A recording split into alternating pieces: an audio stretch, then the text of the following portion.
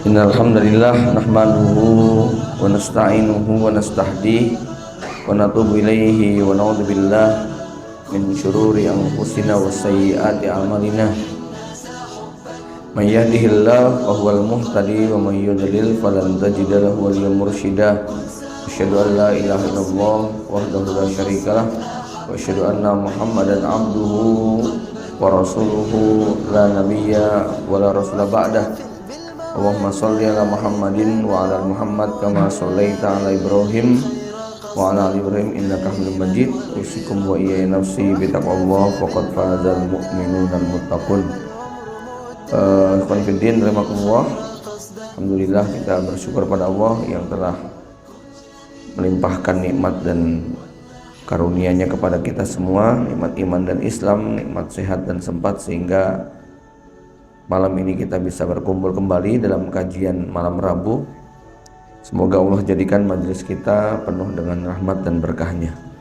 Salawat dan salam semoga tercurah pada baginda Nabi Muhammad SAW, juga pada keluarga, kerabat, sahabat, dan para pengikutnya yang setia sampai kiamat. Semoga kita termasuk yang mendapatkan syafaatnya di yaumul hisab. Pada pertemuan yang lalu sampai di hadis yang ke-87, ya, masih tentang menunaikan amanah dan larangan berbuat dolim, ya, halaman 126, yaitu hadis Abu Hurairah radhiyallahu anhu anna Rasulullah sallallahu alaihi wasallam qala la tu'addunnal huquqa ila ahliha yaumal qiyamah hatta yuqada lisyatil jalha minasyatil qurna. Sungguh kalian pasti akan menunaikan hak itu kepada pemiliknya pada hari kiamat. Bahkan nanti kalau di dunia ada kambing yang tidak bertanduk dan dia diseruduk, maka dia akan diberi haknya oleh Allah Subhanahu wa taala untuk membalas serudukan kambing, kambing lawannya, kambing lainnya, sehingga kemudian kambing tadi mendapatkan haknya, karena waktu di dunia dia ditakdirkan menjadi kambing tidak bertanduk lalu diseruduk oleh kambing lainnya yang bertanduk. Maka di hari kiamat kambing yang bertanduk tadi akan diganti oleh Allah Subhanahu wa taala, atau mungkin diikat, kemudian kambing yang tidak bertanduk tadi akan diberi tanduk untuk membalas serudukannya tadi. Ya, ikhwan fillah rahimakumullah, ini hadis terakhir yang kita bahas, ya. Nah, kita masuk hadis berikutnya yang menguatkan tentang hati-hatinya kita terhadap sikap dolim. Nanti saya akan konklusikan tentang bagaimana orang beriman itu memandang sebuah kehidupan, ya. Ini cara pandang yang tidak dimiliki oleh orang kafir, termasuk juga orang fasik dolim yang imannya hampir melayang, tidak punya keyakinan tentang adanya hari pembalasan, ya. An Aisyah radhiyallahu anha radhiyallahu anhuma, ya, an Aisyah dan an Abi Bakar, ya. Anna Rasulullah sallallahu alaihi wasallam qala man dzalama qaida shibrin minal ardi tuwiqahu min sab'i ardina. Siapa yang mengambil sejengkal tanah secara zalim, maka kelak akan dikalungkan di lehernya sejengkal tanah itu sedalam 7 lapis bumi. Dia akan digantungkan 7 lapis bumi. Jadi ada hal yang menarik, ya. Rasulullah SAW berbicara tentang kedoliman ini dikhususkan dalam masalah tanah. Kenapa? Tidak ada kedoliman yang lebih berdampak jangka panjang melebihi daripada kedoliman terhadap tanah. Kenapa? Karena tanah adalah satu-satunya benda yang tidak akan pernah bisa dihilangkan jejaknya. Kalau yang lainnya bisa dimusnahkan, ya Pak. Mencuri uang, mencuri mobil, mencuri bisa dimusnahkan. Tapi tanah, di muka bumi itu tanah itu cuma ada satu, nggak mungkin ada kesamaannya, ya tidak Pak? Ya, Anda punya tanah di sini, ya satu-satunya di muka bumi yang punya tanah di sini ya cuman Anda. Nggak mungkin ada dobelnya. Ya. Dan tanah yang kita hari ini tempati adalah tanah yang entah berapa ribu tahun yang lalu ditempati oleh orang sebelum kita, bergantian. Tapi kalau benda-benda yang lain itu bisa musnah itu ditelan waktu. Tanah ini nggak akan pernah bisa musnah. Mungkin ketimbun iya, mungkin ketutup air iya, tapi tetap ada, bendanya itu ada, nggak pernah hilang. Ya, nah, jadi ini yang potensi kalau terjadi kezaliman maka akan berkelanjutan sampai ke anak cucu. Ya. Anda di level Anda mungkin dianggap selesai, tapi ternyata anak cucu menemukan bukti bahwa ini tanah mbah saya, gitu kan? Nah, itu bisa ribut, bisa perang saudara, bisa macam-macam. Ya, maka dalam masalah yang satu ini kadang-kadang ya memang saya pribadi udahlah nggak apa-apa lah. Ya mungkin di level kita, tapi nanti dikhawatirkan nanti anak cucu kita yang nggak ngerti. Cerita gitu banyak nggak Pak? Banyak sekali. Diwakafkan, ya tapi nggak ada barang buktinya kan? Ya, anak cucu masih nemu sertifikat atas nama bapaknya. Ya sudah, akhirnya ya di level bapaknya, di level anaknya soleh-soleh semuanya. Di level cucunya punya menantunya punya, aduh udah kayak gitu. Nanti biasanya yang campur tangan itu, yang cawe-cawe, lagi musimnya cawe-cawe ya, itu nanti kalau nggak menantunya lah, iparnya lah, kemudian anak angkatnya lah, istri keduanya lah, wah Masya Allah. Ya, ini satu ya bab tanah. Yang kedua, kenapa kok Rasul nyebut sejengkal saja? Masalahnya sejengkal ping, kan gitu loh. Ya itu dia. Jenengan geser patok satu jengkal, lah panjangnya itu 1000 meter, jadi berapa coba itu? Ya, begitu digeser 1 meter, langsung itu makan berapa ribu meter jadinya. Ya, makanya Nabi mengatakan sejengkal saja nanti sama Allah di hari kiamat dikalungkan di lehernya sejengkal tadi tapi 7 lapis bumi. Gitu ya. Jadi tergantung berapa jengkal yang digeser. Ya, maka itu nanti yang dimaksud dengan tuwiqahu yaumil qiyamah bi min sab'i ardina itu gimana? Jadi nanti di hari kiamat itu yahrujun nasu ashtata, manusia dikeluarkan, dibangkitkan dengan rupa yang beda-beda. Ya. Apa tujuannya? Liyurau a'malahum, untuk diperlihatkan waktu di dunia itu ngapain aja sih pekerjaannya. Ya. Nanti Rasul misalnya menggambarkan kalau orang yang makan riba itu nanti perutnya dibuat buncit sebesar rumah. Ya. Itu sambil dipanggil untuk dihisap, dia jalannya pakai perut.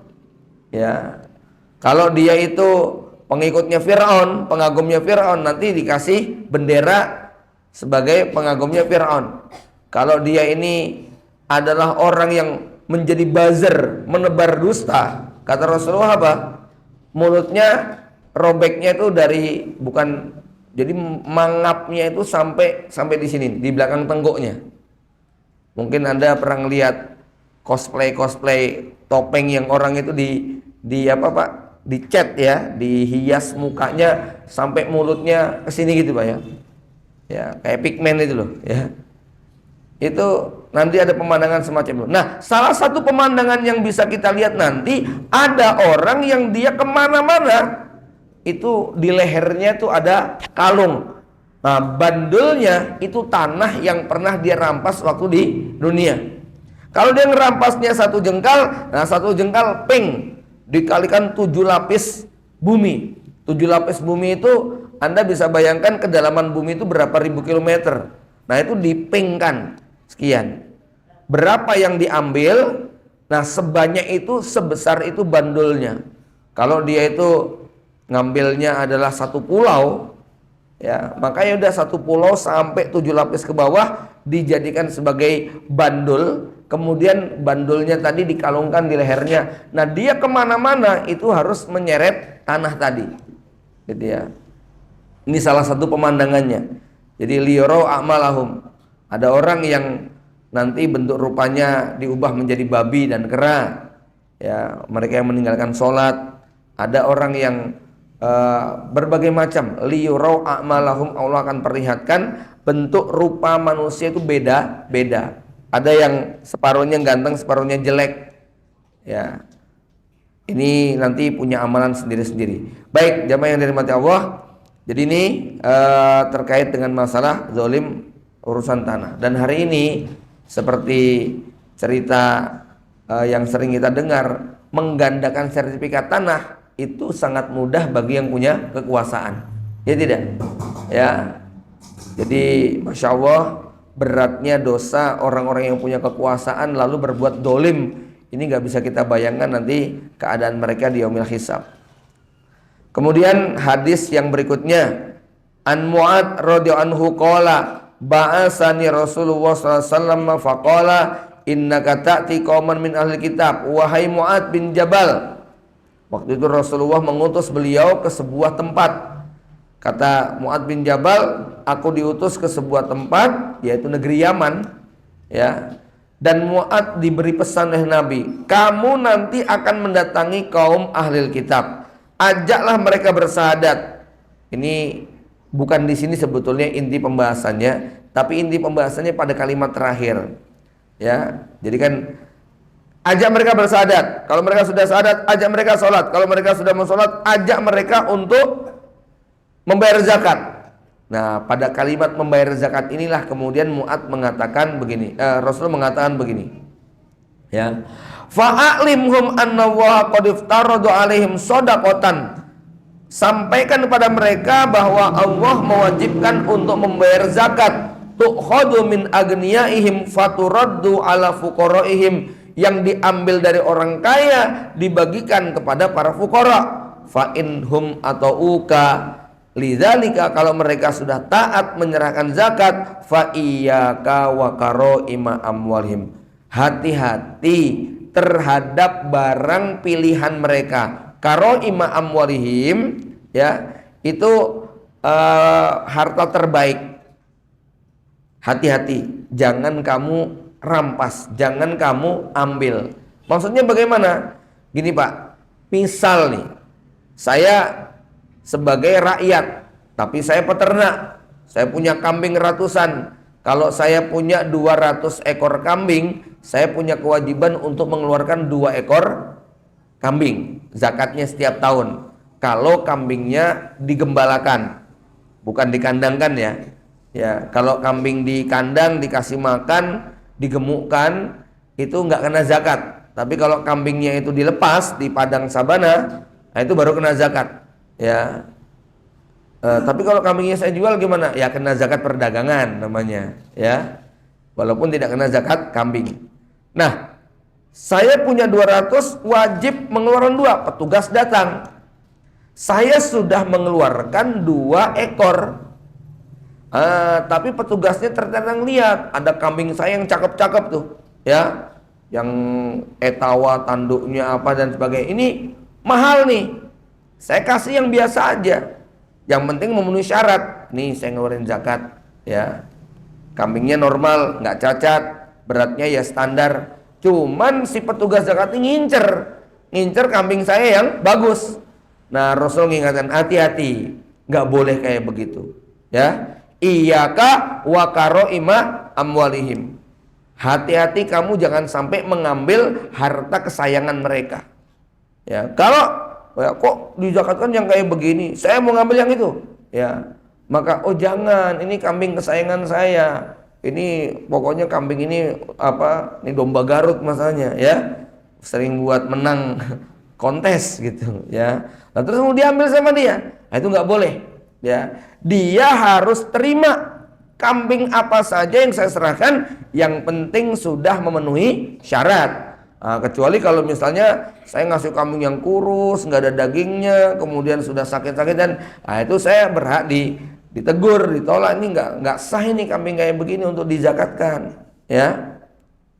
Kenapa? Rasul mengingatkan, iyyaka wa qaraima amwalihim wattaqi da'watal madlum. Hati-hati terhadap doanya orang yang terzolimi. Fa innahu laisa bainaha wa bainallah hijab, karena tidak ada batas antara orang yang terzolimi dengan Allah Subhanahu wa taala. Ikhwan fillah rahimakumullah, bahkan mendolimi orang kafir pun itu tidak boleh. Orang kafir kalau berdoa, walaupun dia itu kufur kepada Allah, tapi dalam kondisi terzolimi, Allah tetap mengabulkan doanya orang kafir tadi. Ini harus kita catat ya, bahwa kalau kita berbuat dolim kepada orang kafir, lalu dia mengadu kepada Allah, lotat orang kafir kok mengadu kepada Allah, insting manusia. Walaupun barangkali dia ateis sekalipun, tetap ada rasa di dalam hatinya berdoa kepada zat yang maha kuasa yang dia yakini. Ya, mungkin dia gengsi menyebut nama Allah, tapi di dalam hatinya dia tetap berdoa mohon kepada Allah Subhanahu wa taala. Karena terzolimi, dirampas hartanya, disiksa dan sebagainya, lalu dia berdoa, gitu ya. Maka apa? Allah akan mengabulkan doanya orang-orang yang terzolimi. Barangkali kita bertanya, wah saya nih jadi udah sering terzolimi nih, tapi kok doanya nggak kabul-kabul. Nah itu nanti bab yang lain. Ada alasan kenapa doa kita nggak dikabulkan. Tapi poin pada bab ini bukan berbicara tentang bagaimana terkabulnya doa ya. Ini berbicara agar orang yang berbuat dolim hati-hati kepada doanya orang yang terzolimi. Bahkan sekalipun dia itu adalah orang kafir, tidak boleh berbuat dolim kepada orang-orang kafir. Nah, ikhwan fillah rahimakumullah, ya. Hadis berikutnya ini yang semakin menguatkan lagi. Hadis Abu Hurairah. Man kanat indahu mazlamatun li akhihi min irdihi. Siapa yang dia pernah melakukan kedoliman terhadap saudaranya, min irdihi au min syai', baik itu kehormatannya atau apapun, falyatahallalhu minhul yaum, hendaknya minta dihalalkan pada hari ini, qabla aila alla yakuna dinarun wal dirhamun, sebelum nanti di akhirat dinar dirham sudah tidak berlaku. In kana lahu amalun soleh, kalau orang ini punya amal soleh, ukhidha minhu biqadri madlamatihi, dia akan diambil tergantung level kezalimannya. Wa illam yakun lahu hasanatun, tapi kalau dia itu tidak punya lagi kebaikan, ukhidha min sayyiati sahibihi, maka keburukan yang terzalimi tadi itu akan dikurangi lalu ditimpakan kepada orang yang menzalimi. Ini hadis sangat populer sekali, sudah sangat sering kita dengar ya, walaupun harus selalu kita ingat-ingat karena memang bab yang satu ini hari ini termasuk yang sangat diremehkan ya. Orang mencuri, orang mengurangi timbangan, orang mengambil hak tetangga, orang ngutang nggak dibayar, orang, masya Allah ya, ini urusannya urusan yang sangat panjang. Bahkan hari ini yang barangkali perlu kita renungkan terkait dengan irat, kehormatan ya. Di era media sosial yang begitu bebas kita berekspresi, nah ini kadang-kadang kita suka bercanda kelewatan ya di grup. Ada nggak yang baper-baper Pak, sakit hati karena komentar atau foto kita diedit misalnya ya. Nah gimana sih caranya kita istilahnya batasnya seperti apa sih? Saya yakin bahwa kalau kita bikin grup itu kan beda-beda levelnya ya Pak ya. Saya mungkin nggak mungkin bercanda dengan candaan yang di luar kewajaran kalau di grup umum ya. Tapi barangkali kita punya grup khusus, grup keluarga misalnya, yang sudah tahu sama tahu. Kalau bercanda kayak begini tuh wajar. Yang seandainya bercanda kayak gini itu dilempar ke grup luar, pasti jadi panjang urusan. Paham ya? Ya, ini hampir sama dengan kalau kita mengambil hak orang lain tanpa izin. Itu ada kaedahnya. Kaedahnya apa? Ulima ridohu. telah diketahui keridoannya.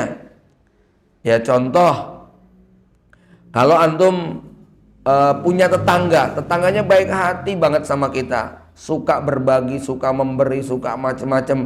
Di rumah tetangga itu ada pohon cabai, kebetulan kita lagi makan tahu atau gorengan nih, nggak enak kalau nggak pakai cabai.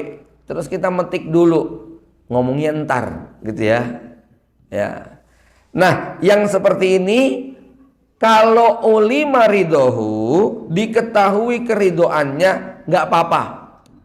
Ya, contoh misalnya adik saya nanam cabai itu, ya, nanamnya di lahan saya, gitu kan, ya. Tapi itu cabai dia, yang kalau saya ngambil kapanpun nggak mungkin protes, gitu kan, ya. Wong dia istilahnya hidup bersama kita, tinggal di rumah kita, dia yang nanam. Tapi kalau kita yang ngambil, nggak mungkin protes, pasti ridho. Silahkan mau ngambil berapa saja, walaupun saya belum izin. Nah yang begini-gini nggak apa-apa. Nah tetapi Anda harus takar ukur, jangan kebablasan. Ya, di pondok, pokoknya kalau sendal kamu nggak ada, aku yang pakai ya. Nah itu nanti teman kamu bisa sumpah serapah itu, ini mana ember hilang, mana sendal saya kok nggak ada, gitu kan ya. Ya. Kita kan nggak ngerti wong teman segitu banyak, jangan pakai ulima ridhohu gitu ya.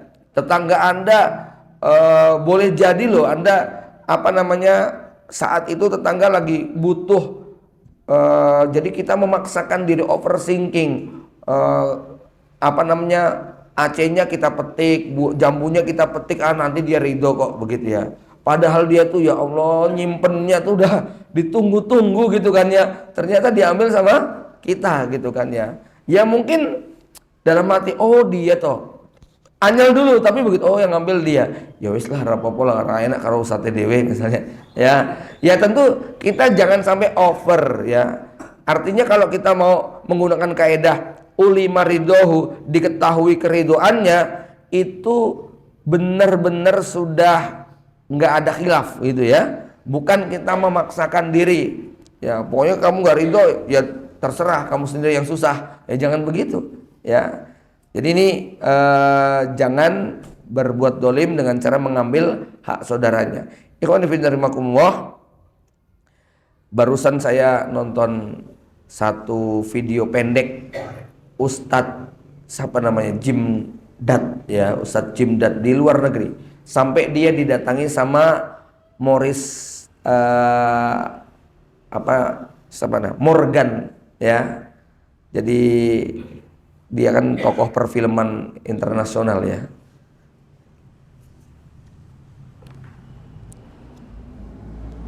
Freeman Morgan ya namanya.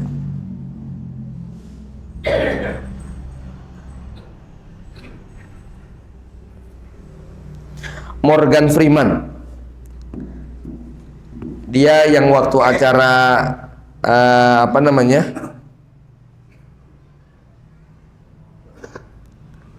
waktu acara bola di Qatar jadi duta ya, ngobrol sama anak kecil yang lumpuh itu, yang tidak punya.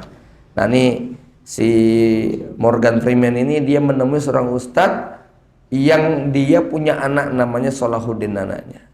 Anaknya dibunuh oleh berandal preman ketika mau mengantarkan sebuah titipan barang, dirampas, dibunuh, ditembak. Yang menarik bahwa di pengadilan kemudian si ustadz ini memaafkan pembunuh anaknya, bahkan merangkul sang pembunuh tadi seperti merangkul anaknya sendiri ya. Ini yang membuat si Morgan Freeman ini jadi penasaran, kok Anda bisa punya keyakinan kayak gitu, bagaimana?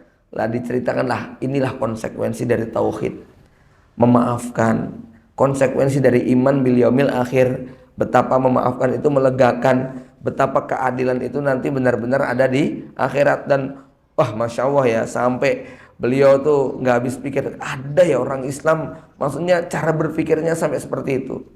Nah sebenarnya ini bukan sesuatu yang aneh ya bagi orang beriman yang mengetahui adanya yaumul hisab, begitu kan ya. Kalau kadang-kadang misalnya ya kita harus menampakkan diri menuntut keadilan kepada entah pejabat ataupun siapa yang berbuat sewenang-wenang, lebih kepada ingin meyakinkan kepada masyarakat bahwa keadilan itu masih ada.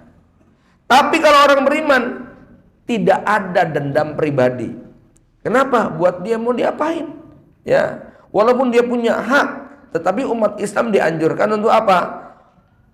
Kamu memaafkan itu lebih baik bagi kamu. Kenapa? Besok di akhirat itu dapatnya bisa berlipat-lipat. Ya. Jadi begini.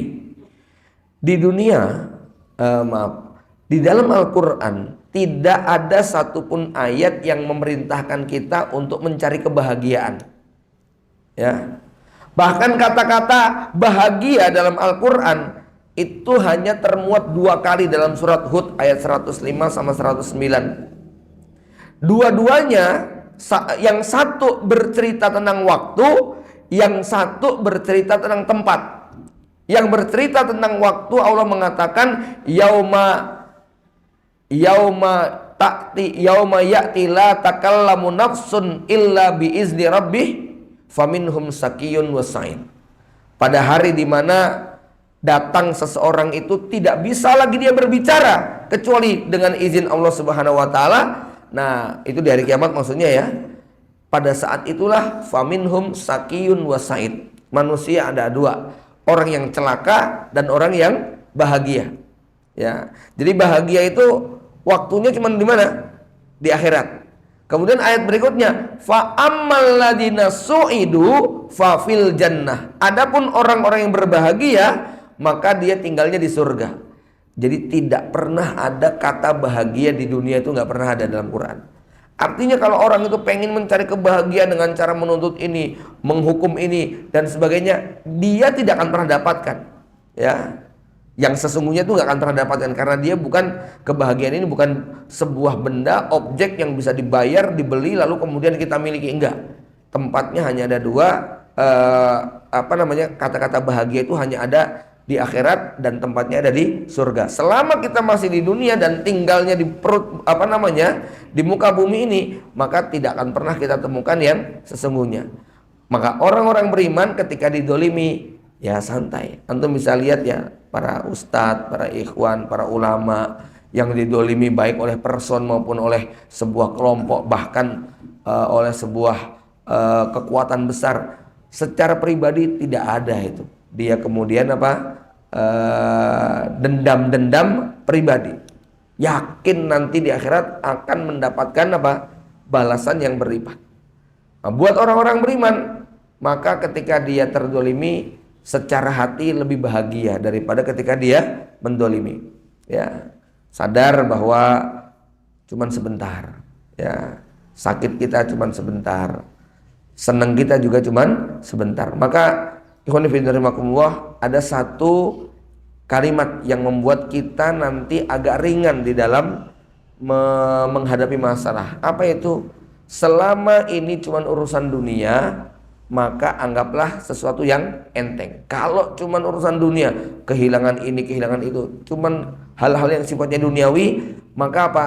Yakinkan bahwa ini cuma sebentar. Ya. Namun kalau itu sudah terkait dengan kemaslahatan kita di akhirat, nah inilah yang seorang mukmin harus waspada. Ya, beruntung kalau Anda jadi pembantu, jadi pembantunya ini didolimi, pembantunya Pak Ustadz didolimi, pembantunya Pak Kiai didolimi, pembantunya Pak Haji didolimi, di mana kerja didolimi terus gitu ya. Sudahlah, besok di akhirat itu pahala hajinya, pahala ustadznya, pahala mujahidnya, pahala macam-macamnya bisa diserahkan kepada kita semuanya. Ya.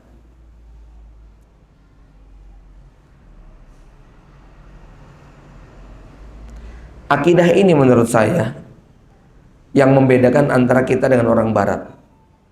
Ya. Orang Barat itu mengajarkan kesabaran, ketabahan, kemampuan memikul beban, ya, ketulusan, tapi dia tidak punya sandaran masanya, Pak.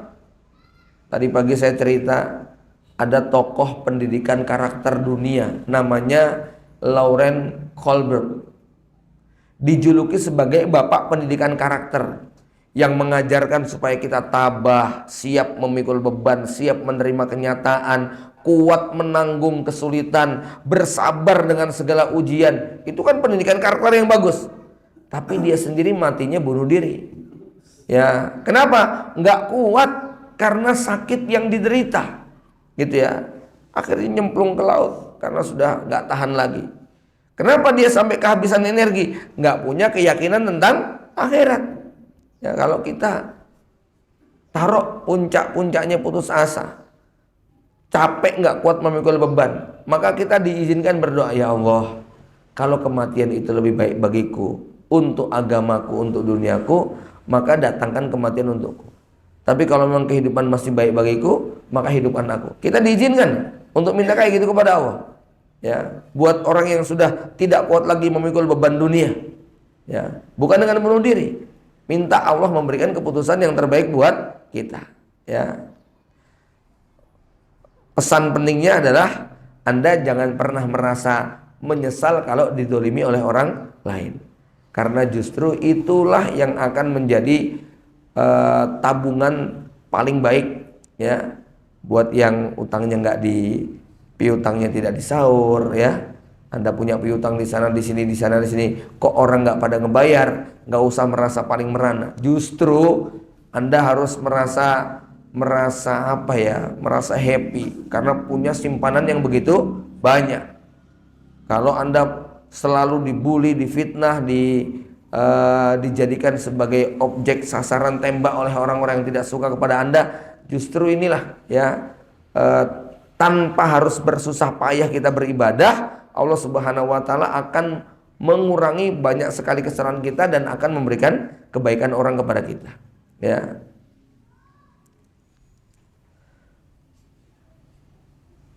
Kemudian hadis berikutnya, al-muslimu man salimal muslimuna min lisanihi wa yadihi wal muhajiru man hajara man hawa anhu. Orang Islam adalah orang yang kaum muslimin lainnya selamat dari lidah dan tangannya. Ya. Kalau saudara kita nggak selamat dari status kita, saudara kita nggak selamat dari caci maki kita. Sekarang terasa banget ya. Yadih itu ya. Yadih itu bukan cuman mukul, bukan cuman nyubit, bukan jorokin, tapi gini-gini ya. Itu terasa banget ini.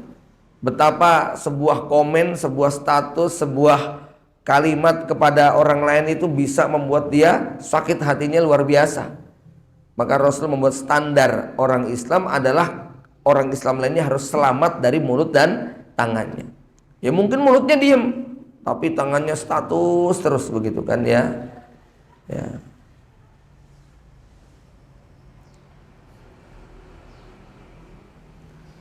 Wal muhajiru mahajara man anhu. Muhajir adalah orang yang menjauhi apa yang dilarang oleh Allah Subhanahu wa taala. Ya. Hadis berikutnya, man iktata'a haqqam ri'in muslimin biyaminihi. Siapa yang merampas hak orang Islam pakai sumpah, faqad aujaballahu lahun nar wa harrama alaihil jannah. Maka Allah telah mewajibkan dia masuk neraka dan mengharamkan masuk surga. Ini peringatan buat para pengacara, ya. Karena hari ini pengacara itu targetnya apa, Pak? Targetnya membela yang bayar. Ya, nggak bicara benar salah, bicaranya menang kalah. Dan maaf, saya ada satu jamaah di Balikpapan yang beliau terpaksa keluar dari dunia pengadilan dan dunia bela-belaan hukum. Kenapa? Karena beliau menyaksikan sendiri bagaimana antara satu pengacara dengan pengacara yang lain itu banyak yang kong kali kong. Jadi misalnya nih, saya punya kasus, Bapak punya kasus. Ini pengacara bela saya, pengacara ini bela Bapak. Sebenarnya dua pengacara ini, yuk kita peres bareng-bareng yuk, gitu ya. Nanti dia bilang, udahlah Ustadz, dah antum keluarkan segini aja, nanti beres, ya, ringan, ya. Masalahnya dia sudah gini-gini. Yang salah juga begitu, Pak, udahlah, ya. Pokoknya Pak meres sebanyak-banyaknya, gitu kan. Nggak ada maksud untuk memberikan pembelaan itu sangat Ya memang dia istilahnya dari awal sudah seperti itu. Ya, maka kalau ini yang terjadi waliyazbillah, ini berpotensi untuk terkena hadis ini. Ya, nah kecuali pengacara-pengacara Muslim yang baik, yang memang niatnya membela orang-orang dolim. Tapi kalau itu pada kasus-kasus umum, secara umum rata-rata targetnya adalah mendapatkan kemenangan. Dan Bapak Ibu sekalian, kalau antum perhatikan semua hadis tentang suap, hadis dan ayat yang menyinggung tentang larangan untuk menyuap, ya sampai dalam hadis disebutkan ar-rosi wal murtasi finnar, orang yang menyuap dan yang disuap itu masuk neraka. Ini bukan pada kasus suap tilang, paham ya? Ini bukan pada kasus suap ketika pengen bisa meloloskan barang, syaratnya harus bayar. Ini bukan kasus suapnya Pak supir truk yang kemudian ketika dicegat petugas lalu ngasih amplop. Ya, bukan. Yang seperti itu tidak terkena hadis tadi. Hadis ini semuanya pada zaman Nabi, karena di zaman Nabi nggak ada ketemu orang kemudian bayar, itu nggak ada, Pak. Ya, karena melanggar lalu lintas kemudian bayar, nggak ada. Ya, karena pengen masukkan produk ke sebuah toko syaratnya harus nyuap, itu nggak ada di zaman Nabi, nggak ada. Semua kasus suap adalah pada masalah pengadilan, yaitu ketika saya bermasalah tapi saya malu kalau kalah, akhirnya saya dekati hakimnya, jaksanya, ya tolong menangkan perkara saya, Anda minta berapa saya akan penuhi, kalahkan dia walaupun dia itu yang benar. Maka apa? Saya membayar hakim dengan tujuan supaya saya dibebaskan dari hukuman dan supaya yang berperkara dengan saya itu dikalahkan kemudian dijebloskan ke dalam penjara. Nah, inilah hadis tentang ar-rosi wal murtasi, orang yang menyuap dan yang disuap. Nah, ini yang memang kezolimannya betul-betul nyata, karena suap tadi betul-betul merampas harta orang beriman, ya.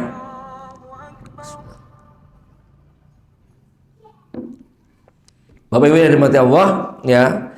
Kemudian kadang-kadang di pengadilan tadi orang berani bersumpah, demi Allah saya tidak begini-begini dan sebagainya. Nah, padahal dengan sumpah tersebut dia kemudian merampas harta orang lain, ya. Jadi ada sumpah yang cuman sekedar mengelak, dia tidak melakukan. Tapi ada sumpah yang berdampak harta orang lain itu jadi milik dia, ya. Maka dulu pernah ada kasus, ya.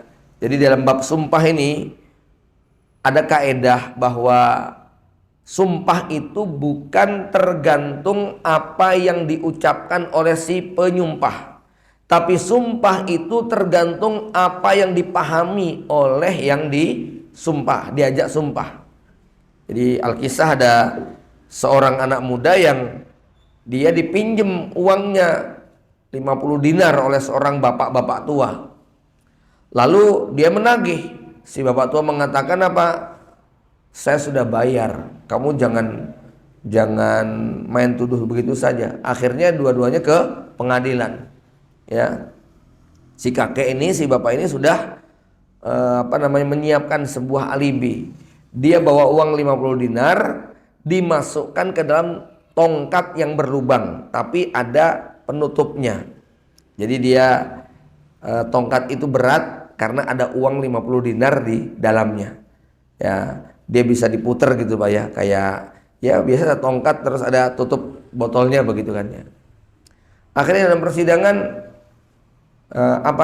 gugatan kamu Pak Hakim, Bapak ini sudah meminjam uang saya 50 dinar dan dia belum membayar. Ya. Kemudian kata Pak Hakim, benar kamu pernah minjam? Benar. Benar kamu belum bayar? Sudah Pak Hakim. Hai anak muda, ya, kamu jangan menuduh bapak tua ini kayak begini. Kamu jangan kurang ajar kepada bapak tua seperti itu. Si anak muda itu dipojokkan. Akhirnya kemudian hakim melihat kan di persidangan ini banyak sekali saksi para penonton. Akhirnya hakim tadi kemudian mengatakan, hai bapak tua, beranikah kamu bersumpah bahwa kamu sudah membayarnya. Berani, ya. Akhirnya kemudian si bapak tadi bersumpah, tapi apa? Dia ngomong begini sama anak muda, tolong pegang tongkat saya, ya. Pak Hakim, demi Allah saya sudah menyerahkan 50 dinar itu kepada dia, gitu kan, ya. Sini tongkatnya, gitu ya. Diambil lagi Pak, gitu kan, ya. Akhirnya si anak muda tadi dibully gitu, ya. Hai anak muda, lihat si bapak itu udah berani bersumpah demi Allah siap dilaknat kalau seandainya dia berdusta, ya. Sekarang coba kamu ingat-ingat, jangan-jangan kamu yang lupa. Wong ini bapak ini sudah berani bersumpah, ya. Tapi akhirnya kemudian si hakim cerdik ini kok ada yang janggal. Akhirnya bapak, sejak kapan Anda pakai tongkat? Wah, gelagapan itu, ya. Akhirnya ngawurnya, bawa kemari tongkatnya, ya. Akhirnya tongkatnya diambil, diperiksa, begitu diputar keluarlah 50 dinar jatuh kelunting-kelunting gitu kan, ya. Akhirnya hakimnya tadi langsung, kamu sudah tua, ya, culas, licik, begitu dan sebagainya, ya. Akhirnya 50 dinarnya diserahkan kepada si pemuda, kemudian bapaknya ini dipenjara. Ya, itu contoh sumpah secara konten sumpahnya dusta nggak dia? Enggak, udah diserahkan belum? Udah, gitu loh, ya. Dia udah nyerahkan, bener. Tapi sumpah itu bukan sesuai dengan apa yang diucapkan oleh si pesumpah, ya, tetapi harus sesuai dengan apa yang dipahami oleh orang yang menerima sumpah tadi, ya. Dan orang ini merasa belum pernah menerima, sementara dia bersumpah sudah pernah memberikan, ya. Maka kata Rasulullah, faqad aujaballahu lahun nar wa harrama 'alil jannah. Siapa yang mengambil harta pakai sumpah, ya, dan sekarang ini sumpah ini gampang banget ya Pak, ya. Saya ingin mengingatkan orang beriman itu tidak gampang untuk berbuat sumpah walaupun benar. Jangan membiasakan bersumpah walaupun Anda tidak salah. Jangan membiasakan bersumpah walaupun Anda jujur. Orang jujur nggak perlu pakai sumpah-sumpahan, gitu kan? Ya. Nah, ciri orang yang munafik atau orang yang banyak dusta biasanya untuk meyakinkan orang lain dia pakai kata-kata sumpah deh saya tuh. Nah, kalau orang beriman, orang jujur nggak perlu ngomong kayak begitu, ya, nggak ada beban dia. Nah, kalau orang yang biasa bohong biasanya dikit-dikit pakai sumpah. Nah, kalau sumpahnya itu tidak terkait dengan sebuah perbuatan, tapi terkait untuk meyakinkan sebuah prinsip, nggak apa-apa Anda banyak bersumpah. Misalnya apa? Demi Allah tidak akan rugi orang yang banyak sedekah. Ini kan nggak ada urusannya dengan masalah apa Pak ya? Perbuatan, ya. Tapi kalau demi Allah saya nggak ngambil, demi Allah saya sudah jalan kok, demi Allah saya sudah kerja, demi Allah bukan saya melakukan. Nah, ini kata-kata demi Allah yang kayak begini sangat makruh dan menjadi dosa besar kalau seandainya ada kebohongan di dalamnya. Demi Allah ini udah saya lunasi, demi Allah, dikit-dikit demi Allah begitu kan, ya. Orang beriman tidak akan mengucapkan sumpah kecuali terpaksa atau diminta untuk bersumpah karena sebuah keadaan, ya. Maka sahabat kemudian melanjutkan, ya Rasulullah, wa in kana syai'an yasiran ya Rasulullah. Apakah itu juga berlaku walaupun hanya sesuatu yang remeh yang diambil? Maka Nabi mengatakan, walau wa in qadiban min araq. Walaupun kamu itu cuma mengambil apa? Siwak. Siwak itu harganya berapa Pak? Satu ikat itu 10 real isinya 50 batang gitu kan. Murah banget itu. Kayu siwak itu yang plastikan saja harganya paling 6.000, 7.000, 10.000. Nah, kalau yang nggak plastikan murah lagi, mungkin cuma 2.000, 3.000. Murah. Tapi Rasul mengatakan walaupun yang diambil cuma kayu siwak itu diancam aujaballahu lahun nar wa harrama alaihil jannah. Intinya begini para ikhwan, ya, mari kita bersemangat untuk lebih suka seandainya harta kita diambil orang daripada kita kemudian mengambil yang bukan hak kita. Ya, ada adab-adab yang perlu kita jaga. Misal nih, ya kalau Anda cuma pinjam motor sebentar ya. Biasanya kalau pinjam motor sebentar kan tir ke sana. Ya, misalnya nggak ngisi bensin itu agak dimaklumi lah. Oh, cuman dikit gitu ya. Tapi kalau pinjam mobil ke Solo gitu kan, atau kemana, ya pinjemnya setengah, baliknya tinggal seperempat misalnya, ya. Mbok harusnya pinjam setengah itu baliknya setengah lebih gitu loh. Itu adabnya semacam itu. Ya. Itu kan secara tidak sadar kita mengambil haknya orang lain kayak begitu. Yang beda ya, sekali lagi saya katakan kalau pinjam motor tir ke sana, pinjam bentar ya, itu dimaklumi lah. Begitu ya. Apalagi kalau Anda mau ngomong begini, minta bensinnya sekalian loh ya. Cuman dikit begitu kan ya. Masa cuman tir 200 meter 1 liter kok kayaknya kebanyakan gitu ya. Tapi nggak apa-apa sebenarnya, mesti yang dipinjemi seneng gitu kan ya. Walaupun alah cuman gitu udah diisi segala, nggak usah, ini udah tak penuhin. Ya, tapi kalau yang agak tinggi levelnya, minjem mobil misalnya, ya atau kalau minjem motornya jauh ya, ini jangan mengambil haknya orang lain tanpa keriduan dia ya. Dan dalam banyak hal, sekali lagi dalam banyak hal semangat kita justru merasa menyesal kalau terlalu banyak harta orang lain yang ada di kita. Ya, semangatnya harus justru kita senang kalau banyak sekali harta kita atau kepemilikan kita yang dimanfaatkan, diambil, dinikmati oleh orang lain. Ya, Anda misalnya numpang di ngontrak rumah atau numpang di situ, air misalnya nggak ada meterannya, ya sudah bayar seininya, seikhlasnya. Nah, tolong kalau bab-bab kayak begini, kalau Anda pengen aman, itu adalah apa? Dilebihkan. Itu paling paling aman buat kita. Jangan sampai kemudian mengambil lebih daripada apa yang sudah kita bayarkan. Ya, ikhwan fillah rahimakumullah, maka termasuk kalau ngajar yang telat-telat dan sebagainya, itu perlulah di akhir tahun itu melakukan money laundry begitu loh ya, cuci gaji gitu kan. Saat saya minta keredoan ini ya, saya nggak enak nih selama setahun bolosnya, terlambatnya apa, tolong saya dipotong begitu kan ya. Ini bicara tentang apa? Bicara tentang menjaga kebersihan. Kalau kami di pondok diingatkan, jangan sampai yang Anda lakukan semuanya terbayar lunas di dunia. Ya, jangan sampai yang kita lakukan semuanya terbayar lunas ketika di dunia, sampai tidak ada yang tersisa di akhirat.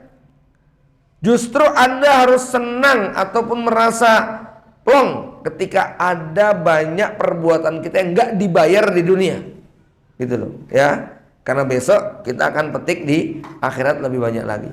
Ya, jadi jangan sampai merasa rugi ya.